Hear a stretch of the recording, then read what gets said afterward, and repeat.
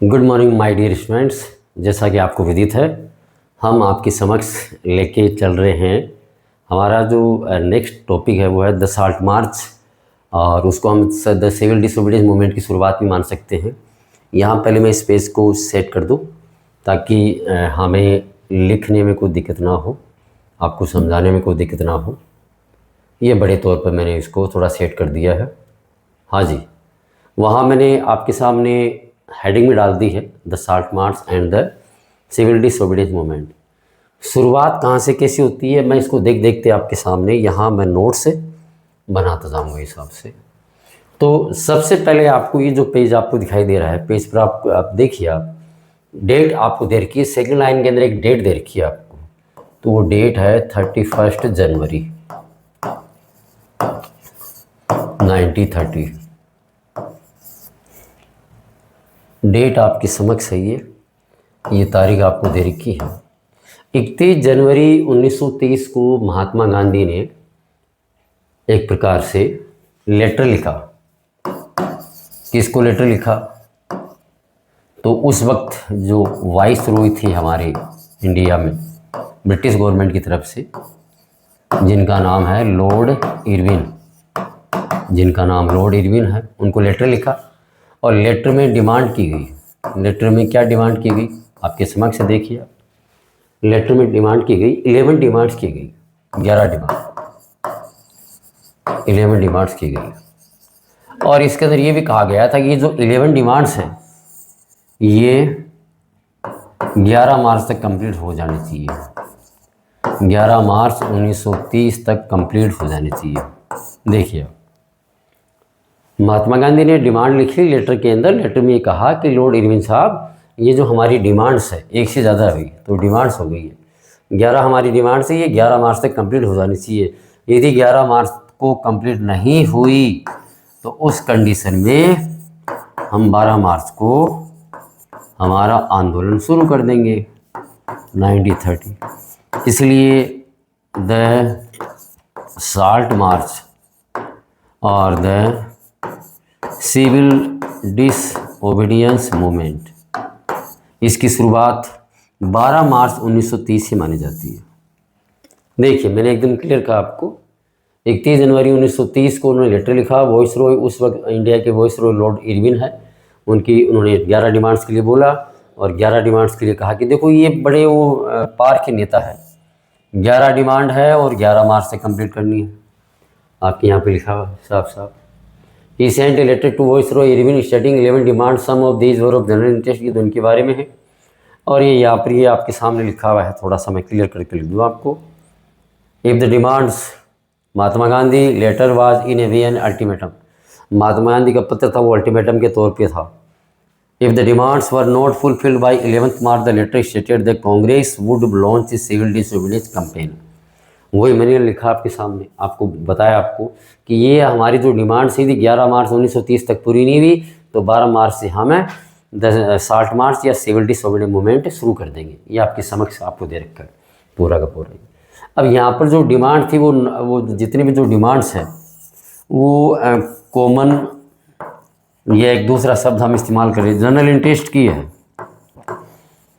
General interest की demands, general interest demands है। और इनमें सबसे सॉलिड डिमांड कौन सी पड़ी? वो पड़ी साल्ट की, क्योंकि साल्ट पर टैक्स लगा दिया था। साल्ट पर देखिए आप, नमक पर टैक्स लगा दिया। अब नमक एक ऐसी चीज़ है, एक कॉमन आदमी भी काम में लेता है, गरीब आदमी है, कॉमन आदमी है, गरीब आदमी है, वो भी काम में लेता है, और एक रिच आदमी भी काम में लेता है, और हाई लेवल के रॉयल और जो राज परिवार के लोग हैं, रॉयल है, वो भी काम में लेते हैं नमक। भाई बिना नमक के भाई काम थोड़ी चलता है हिसाब से, ये हमारी फितरत है। तो नमक पर ही उन्होंने टैक्स लगा दिया। यहाँ के जो राजा महाराजा थे, जो अमीर आदमी थे, गरीब थे और कॉमन पीपल थे। अब ये अमीरों के तो क्या फ़र्क पड़ने वाला, लेकिन गरीबों के बहुत फ़र्क पड़ गया। तो ये चीज़ यहाँ पर ही दे रखा है। और यहाँ पर देखिए आप, सबसे जो टर्निंग पॉइंट है, द मोस्ट, आपकी बुक में द मोस्ट स्टीयरिंग, देखो द मोस्ट, एस थोड़ा इधर छिपा हुआ है, steering of all was the demand to abolish the salt tax. सबसे बड़ी जो डिमांड थी वो थी नमक पर जो टैक्स लगाया वो उसको समाप्त करने का। अब साल्ट वाज समथिंग, देखिए इसको पढ़िए आप, consumed by the rich and the poor alike. अब नमक एक ऐसी चीज़ है वो अमीर आदमी भी इस्तेमाल करता है, गरीब आदमी भी उसको कंज्यूम करता है। And it was one of the most essential items of food, और हमारे भोजन में नमक की मात्रा होना बहुत ज़रूरी है। The tax on salt and the government monopoly, अब सरकार की मनमानी थी इस पे, इसके प्रोडक्शन पर महात्मा गांधी ने डिक्लेयर कर दिया कि reveal the most oppressive face of British rule, कि ये अंग्रेज़ों की तरफ से सबसे बड़ा दमनात्मक चेहरा है, ये अंग्रेज़ों का रिवील दर्शाता है। तो यहाँ देखिए आप, महात्मा गांधी ने कह दिया कि अंग्रेज़ों का जो शासन है वह बड़े ही एक दमनात्मक, ऑपरेसिव हो गया दमनात्मक, मैं हिंदी के शब्द आपको साफ साफ बता रहा हूँ आपको। तो ये उनका चेहरा दर्शाता है कि किस प्रकार से ये हम भारतीयों पर मनमानी कर रहे हैं। तो यहाँ तक का मैंने आपको बता दिया। अब ये सारी शुरुआत है, ये यहाँ से लेकर ये पूरी शुरुआत है किस प्रकार से साल्ट बार से इसकी बिगिनिंग, आप इसको इंट्रोडक्शन भी कह सकते हैं। आप इसको एक प्रकार से इस चीज़ का शुरुआती तौर पे इंट्रोडक्शन आप कह सकते हैं इसको।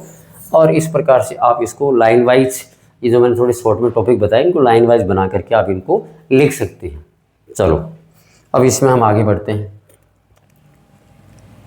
एक मिनट इसको इरेज करते हैं, इधर वाला लो साहब, इधर वाला इरेज कर दिया हमने, और अब हम इस पे लिखते हैं। तो देखिए अब ये शुरुआत कहाँ से हुई, ये देखिए आप इस हिसाब से शुरुआत हुई साबरमती आश्रम से, देखो साफ साफ लिखा। तो ये द साल्ट मार्च, और इसकी जो शुरुआत है उसके बारे में बात करते हैं। बिगिनिंग, तो पहला पॉइंट हो गया बिगिनिंग कहाँ से हुई। तो इसकी जो बिगिनिंग है वो बिगिनिंग आपकी हुई है द साबरमती आश्रम। अब आपका, अरे कई बार इंग्लिश के अंदर ये बहुत सारे शब्द एक साथ चिपक के, साबरमती आश्रम, इसलिए कई बार हमें कंफर्म करना पड़ता है कि कहीं गलत तो नहीं लिखा है। द साबरमती आश्रम आसिफ। अब यहाँ पर महात्मा गांधी के साथ प्लस 78 वॉलंटियर्स, इनके देखो आप, ट्रस्टेड वॉलंटियर्स 78। ये कई बार ये संख्या पूछ ली जाती है आपसे, तो भाई ये संख्या थोड़ी याद रखें आप इस प्रकार से। आप 78 जो इनकी विश्वसनीय जो वॉलंटियर्स थे, इनके स्वयंसेवी थे उनके साथ में। अब देखो यात्रा करने का तरीका भी किस हिसाब से, अब देखो एक तरफ तो हो गया आपका ये साबरमती आश्रम है, ये तो साबरमती आश्रम से लेकर इनको यात्रा करनी है दांडी तक। दांडी गुजरात में है, वही गुजरात में हिसाब से। अब ये यहाँ से लेकर यहाँ तक की दूरी है, ये बता रखी है 240 माइल शायद, ये बता रखा आपका है? हाँ, और इन्होंने तय कर रखा है इसको तय कर रखा है, इसको पूरे हम 24 दिन लगाएंगे इसको। अब पूरे 24 दिन लगाएंगे तो ये आपका मान लो एक डे है आपका, तो ये आपका डे है। तो अब इसमें इसको भाग देते हैं, 240 में 40 का भाग 24 का भाग देते हैं, तो ये आ गया 10 माइल्स। तो पर डे है आप 10 माइल्स आप चलेंगे पर डे आप 10 माइल चलेंगे। तो ये साहब देखो यहाँ पर भी साफ यही बात लिखी है, कोई अलग से थोड़ी मैं कोई अलग से कोई स्पेशल थोड़ी जो आपको अलग से बताऊंगा। So Mahatma Gandhi started his famous salt march accompanied by 78 of his trusted volunteers. ये आपका नोट में हो गया आपका। The march was over 240 miles, और लगभग इसकी दूरी थी 240 मील्स है। गांधी जी ने अपने साबरमती आश्रम से इसको शुरू किया, दांडी पहुंचना था इनको, और ये 24 दिन इन्होंने यात्रा की। तो वो मैंने 24 डेज लिख दिया आपके सामने, मतलब एक दिन 10 मील के लगभग चलेंगे। अब यहाँ पर क्या है, यहाँ देखो आप, पर डे इन इवनिंग, अब जहाँ भी है इन इवनिंग, पर डे इन इवनिंग, गांधी जी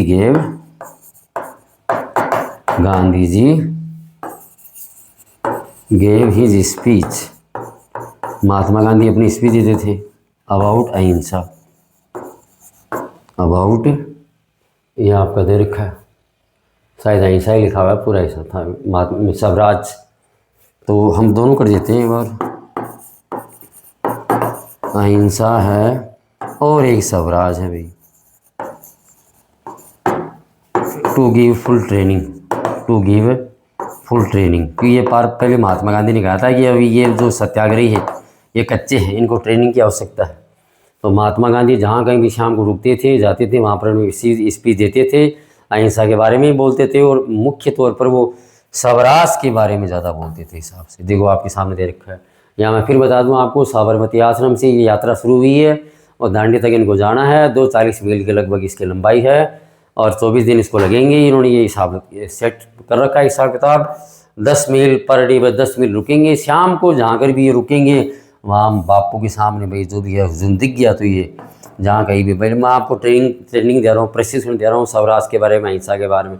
लट कितना भी पड़े चुप रहना है, सीधी बात ये। और अंग्रेजी भी कम नहीं है, लट का बाप लेके आ रहे।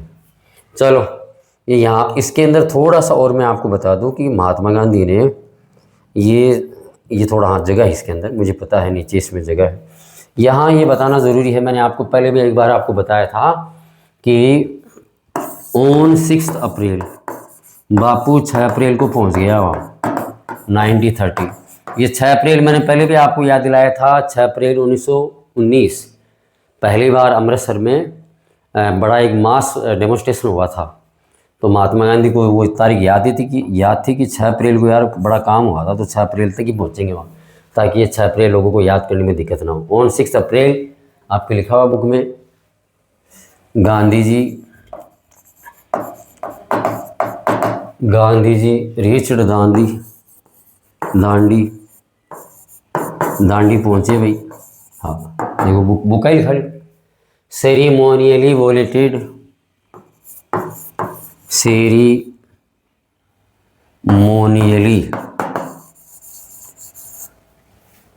वोलेटेड कानून तोड़ा, the salt law, how by manufacturing salt,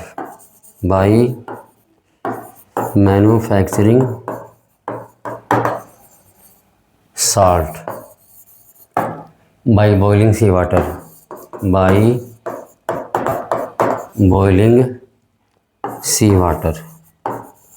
लो साहब ये आपके सामने है।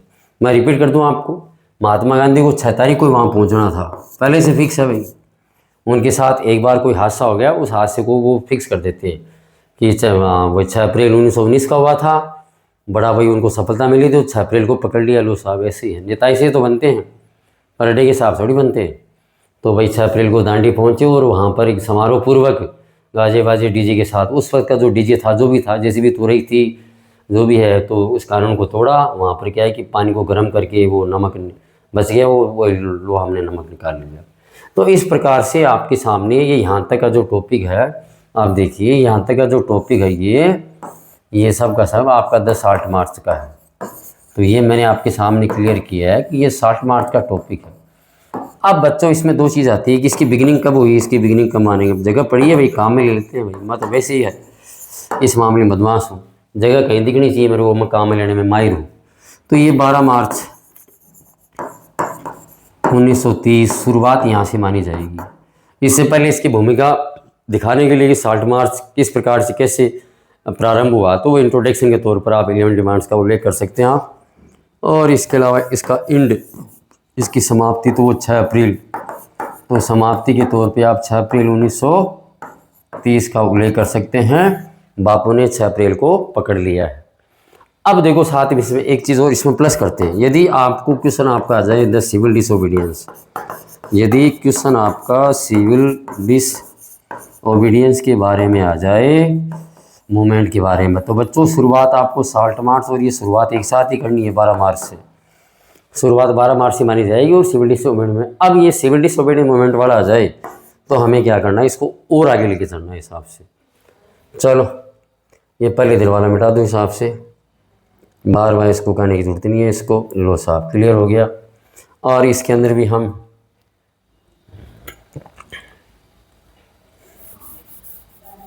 लो इसको साफ कर देते हैं एक साथ। तो बच्चों इस प्रकार से अपने आप को माहिर कर लेना समय के अनुसार सबसे बड़ी उपलब्धि है। और मैं इस मामले में माहिर हूँ। देखो आप ज़माने के अनुसार अपने आप को माहिर होना पड़ता है बच्चों। देखिए आप ये बापूजी दिखाई दे रहे हैं। बापूजी कभी सामने कम देखते थे और नीचे ज़मीन को ही खोदते रहते थे हिसाब से। जैसे मम्मी पापा आते हैं ना स्कूल के अंदर, तो बच्चों की वो कोई टीचर शिकायत करता तो बच्चा ज़मीन खोदता रहता है नीचे, आंखें देख बाहर आंखें करता ही नहीं है। और जब मम्मी पापा चले जाते हैं तो फिर वो टीचर को घूरता रहता है पूरे 2-3 महीने। तो यहाँ देखो आप, महात्मा गांधी है अपने 78 वॉलंटियर्स के साथ में, ये यहाँ पर ये डाटा लिखा हुआ है। ये देखो आप 78 वॉलंटियर्स है, इनके साथ में ये आगे से बढ़ रहे हैं हिसाब से। अब यहाँ देखो नॉन कोऑपरेशन का मामला था और इस मामले में क्या क्या बदलाव हो रहा है। तो इसमें यहाँ पर पूरा दे रखा है भाई 1921-22 में जो कुछ किया, वहाँ पर तो सिर्फ कानून तोड़ा था। लेकिन अब क्या हुआ कि जैसे जैसे आंदोलन बढ़ा तो इन्होंने भाई सबसे पहले कि ये डेमोस्ट्रेशन करना, ये नंबर 1 पॉइंट है आपका भाई, डेमोस्ट्रेशन करना शुरू कर दिया फैक्ट्री के सामने। और ये दूसरा पॉइंट तो आपके सामने है, ये फॉरेन क्लॉथ बॉयकॉटेड हो गया। तीसरा पॉइंट आपके सामने है, शराब की दुकानों के सामने महंगाई लेट गई। चौथा पॉइंट आपके सामने है कि जो किसान है, किसानों ने रेवेन्यू देना बंद कर दिया, चौकीदारी टैक्स देना बंद कर दिया। पांचवा पॉइंट आपका है कि विलेज अधिकारी जो नियुक्त कर रखे थे अंग्रेज़ों ने, उन्हें त्यागपत्र दे दिया। और छठवां पॉइंट यहाँ पर ये दे रखा है, छठवां पॉइंट ये दे रखा है कि फॉरेस्ट के जो लोग थे, जो आदिवासी लोग थे, वो जंगल का कानून तोड़ करके सीधे सीधे जंगलों के अंदर अपने पहुँच गए और अपने गाय भैंस उनको चराने लगे। लो साहब, अब यहाँ हम ये चलते हैं इसमें, तो इसमें हम आगे चलेंगे कि क्या हुआ इसमें। तो इवेंट्स अभी आप कह सकते हो इसमें। और चलो, तो इसमें कि कैसे कैसे आगे बढ़ा, तो demonstration in front of government salt factories, Indian people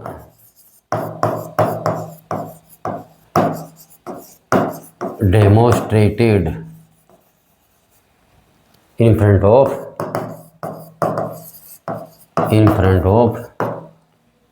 government salt factories. मैं छोटा लिख दूँ, गवर्नमेंट साल्ट फैक्ट्रीज। ये पॉइंट मैंने आपको बता दिया। लो साहब, दूसरा आपको दे रखा है फॉरेन क्लॉथ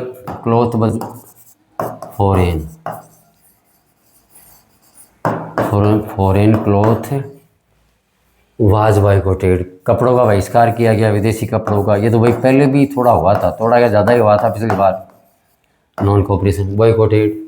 तीसरा भाई वो आपका वही शराब की दुकान के सामने, लिक्योर शॉप के सामने। हाँ, UO, थोड़ा सा मैंने गड़बड़ कर दिया, UOR, लिक्योर शॉप से लिखा हुआ आपके सामने। वर पिकेटेड, महिलाएं सामने बैठ गई। अब महिलाएं सामने बैठेगी तो छोड़ेगी थोड़ी किसी को, अब बेचारा पुरुष आदमी कैसे दारू पीने आएगा। चौथा पॉइंट आपके सामने दे रखा है, पीजेंट्स रिफ्यूज टू पे रेवेन्यू, पीजेंट्स रिफ्यूज टू, मना कर दिया, रिफ्यूज टू पे रेवेन्यू, कि भाई हम रेवेन्यू नहीं देंगे, रेवेन्यू एंड चौकीदारी टैक्स। भाई वहाँ पर कुछ अंग्रेज़ों ने कुछ लोगों को लगा रखा है चौकीदारी करने के लिए, अगर तू तेरी मेहनत कमाई उनसे लेना हो। इससे अगला पॉइंट देखते हैं भाई, विलेज ऑफिशियल्स रिजाइंड, गाँव में कुछ अधिकारी बना रखे हैं भाई, ऑफिशियल्स व रिजाइंड, उन्होंने त्यागपत्र दे दिया भाई जब तुम हाँ हमारे नहीं हो रहे तो भी हम तुम्हारे थोड़ी होंगे। ये दे रखा आपके सामने, रिजाइन दे दिया।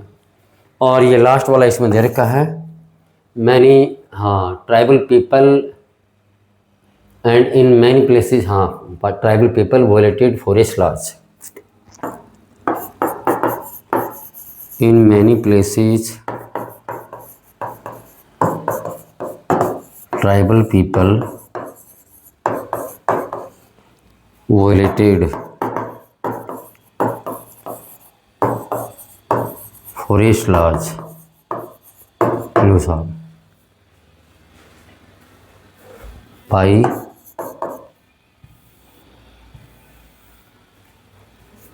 by entering in the reserved and protected forest, यही होगा reserve in the reserve forest. ये हटाऊँ एक बार, reserve forest to collect wood, लकड़ी लेने के लिए, एंड ग्रेज केटल, मवेशियों को चराने के लिए। ये लास्ट के पॉइंट थोड़ा सा आपको समझना पड़ेगा, मैं थोड़ा रिपीट भी कर दूँ इसको।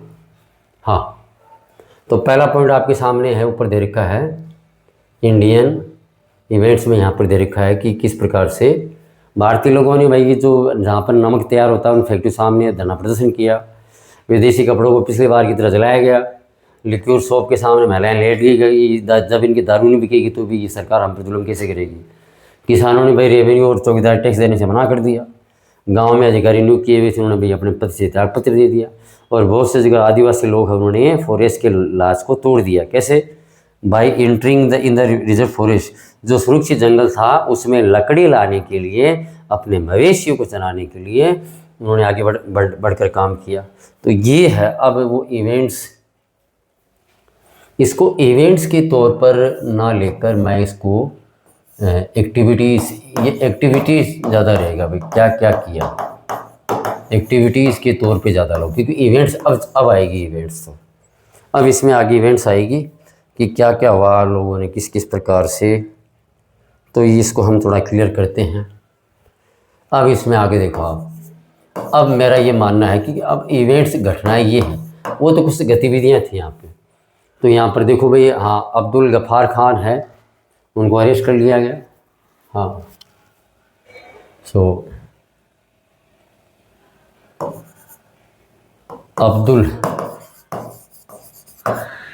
अब्दुल गफ़ार, थोड़ा सही नहीं है आ रहा मेरे हाथ से, हम थोड़ा सही प्रकार से लिखने का प्रयास करते हैं। अब्दुल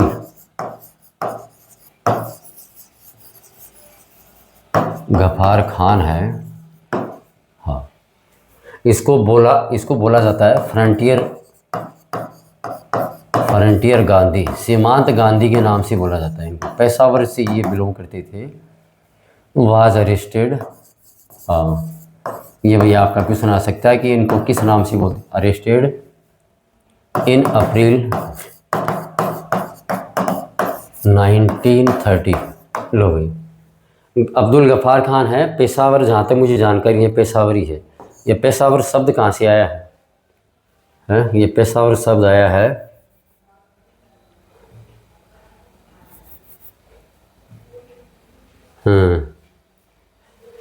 पेशवा, जहाँ तक मैं समझता हूँ पेशावर नहीं था, वो रावलपिंडी है। हाँ, मैं भी चाहूँगा मेरे दिमाग में जो कुछ जानकारी आपको बताने की है वो है रावलपिंडी, और बप्पा रावल से आया है।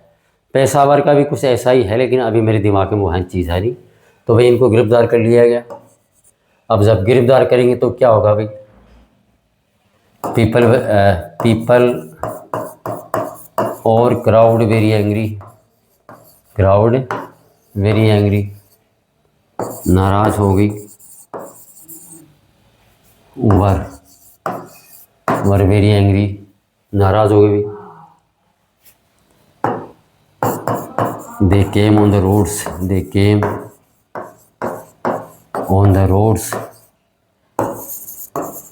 for the demonstrations, प्रदर्शन करने के लिए रोड पे आ गए। फॉर द डेमोस्ट्रेशन, लो भाई रोड पे आ गए डेमोस्ट्रेशन के लिए है।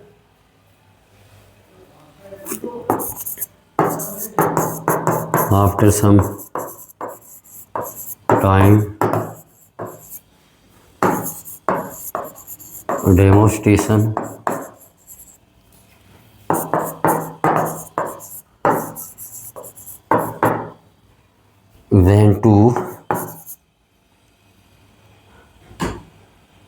went in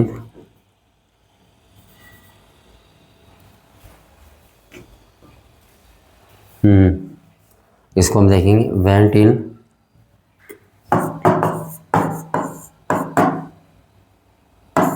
वोलेंट form.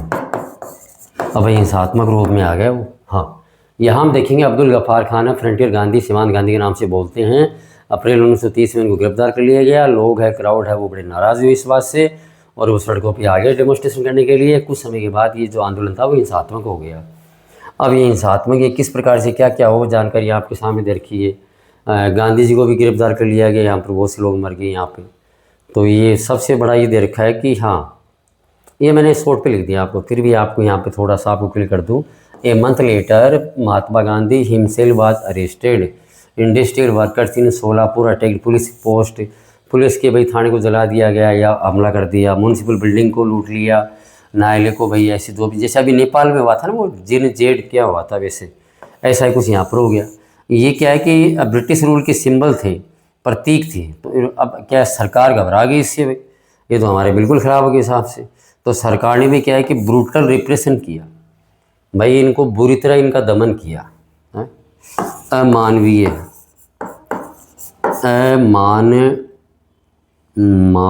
अमानवीय दमन।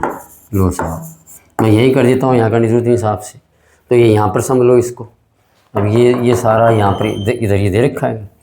तो क्या हुआ, इन्होंने घबराई हुई सरकार, ये देखो ये लिखा हुआ फ्राइटनेड गवर्नमेंट, जो घबराई हुई सरकार हैं, तो उन्होंने क्या है इसका जवाब दिया अमानवीय दमन करके हिसाब से। शांति प्रिय जो सत्याग्रही थे उन पर हमला किया गया, महिलाएं बच्चे इनको पीटा गया और लगभग 1 लाख लोगों को गिरफ्तार किया गया। नियर अबाउट, ये बीच वाला मैंने इधर समझा दिया आपको, नियर अबाउट ये लास्ट लाइन है, near about 1 lakh, near about 1 lakh people including 1 lakh people including women, children were arrested। भाई इसमें महिलाएं भी थी, बच्चे भी थे और पुरुष तो होंगे भाई जो भी है। तो ये यहाँ पर आपके सामने ये लिखा गया, ये बताया गया हिसाब से। अब ये भाई इसका अंत कब क्या हुआ हिसाब से, तो ये पूरी जानकारी आपके सामने दे रखी है, मैं बताना चाहूँगा। अब ये इसको कार्ड ऑफ, मतलब यहाँ पर ये डाटा आपको दे रखा है। इस आंदोलन को वापस ले लिया गया, तो कब ले, इनके बीच में संधि हुई 5 मार्च 1931। लो साहब कब ये शुरू हुआ, अब ये यहीं में लिख दूँ कब शुरू हुआ, ये 12 मार्च, पूरे साल भर चला है 1930। लो साहब तो ये 12 मार्च 1930 को ये शुरुआत हुई, ये बिगिनिंग हुई, और ये वापस कब हुआ, इसका एंड कब हुआ, इसका एंड ये यहाँ पर लिखा हुआ है 5 मार्च 1931 को इसकी समाप्ति हो गई। और यहाँ इनके बीच में इसको गांधी इरविन पैक्ट भी बोलते हैं, इसको बोलते हैं गांधी इरविन, हाँ ये यहाँ पर दे रखा आई, ये यहाँ पर इसको दे रखा है IRWIN, इरविन पैक्ट हुआ ये पैक्ट, इसी को ही क्या कहते हैं 5 मार्च 1930। लो साहब ये तो ये भी आपके लिए इम्पोर्टेंट है, गांधी इरविन पैक्ट कब हुआ, समझौता कब हुआ, 5 मार्च MARCS तब हुआ 1930 को, और ये आंदोलन भी वापस तभी लिया गया समझौते के तहत। तो ये सारी जानकारी मैंने आपके समक्ष आपको बताने का प्रयास किया। देखो साहब ये सब कुछ आपके सामने है बड़े तौर पर। इधर लो साहब, इधर हमने इसको ले लिया है, समझ लो इसको भैया। गफ्फार खान को गिरफ्तार कर लिया गया, लोगों ने भाई प्रदर्शन करने के लिए सड़क पे आए, बाद में ये आंदोलन हिंसात्मक हो गया, लगभग 1 लाख लोगों को यहाँ गिरफ्तार कर लिया गया, जिसमें महिला बच्चे भी थे। फिर ये आंदोलन वापस कब लिया गया, जब 5 मार्च, नीचे दे रखा है 5 मार्च 1930 को इनके बीच में 1931, ये 31 दे रखा, अभी 5 मार्च 1931 को शांति समझौता हो गया लॉर्ड इरविन है और महात्मा गांधी के बीच में। ये 2 जानकारी आपके समक्ष दे रखी है यहाँ पे। मैं इसको थोड़ा ऊपर लेने का प्रयास कर रहा हूँ, लेकिन इन चीज़ों के मामले में मुझे जानकारी थोड़ा सा, चलो कोई बात नहीं बच्चों, मैं समझा तो दिया आपको, लेकिन ये चलो ये यहाँ आ गया। मैं थोड़ा इसको क्लियर कर दूँ हिसाब से, क्योंकि अभी मैं कुछ चीज़ों में अनाड़ी हूँ। तो ये हमने इसको शुरू किया था, लीजिए साहब, अनाड़ी से खिलाड़ी बनना पड़ेगा भाई, आपके समक्ष ये है। लो साहब, हम वापस खिलाड़ी बन गए। तो ये महात्मा गांधी और इरविन के बीच में समझौता हुआ था 5 मार्च 1931। ये यहाँ भी जानकारी थोड़ी सी मैंने, ये देखो साहब, तो ये समझौता इनके बीच में ये हुआ था, ऊपर भी लिखा हुआ है। और ये सिविल डिसोबीडियंस मूवमेंट है 12 मार्च 1930 को शुरू हुआ और 5 मार्च 1931 को समाप्त हो गया। तो बच्चों, इसी के साथ ही मैंने आपको ये साल्ट मार्च और सिविल डिसोबीडियंस मूवमेंट दोनों आपको समझाने का भरपूर प्रयास किया है। मैं रूटीन के अंदर अब जैसे शुरुआत में जिस प्रकार से हम आपसे बात करते थे उस प्रकार से नहीं कर पा रहा हूँ। कारण क्या है कि टॉपिक बहुत सारे हो गए हैं और धीरे धीरे हमें रूटीन के अंदर और भी काम करने पड़ते हैं। आपका वीडियो एडिटिंग और भी है, और मैं अब लगातार दिन में 2-3 क्लासेस भी ऑनलाइन लेने लग गया हूँ।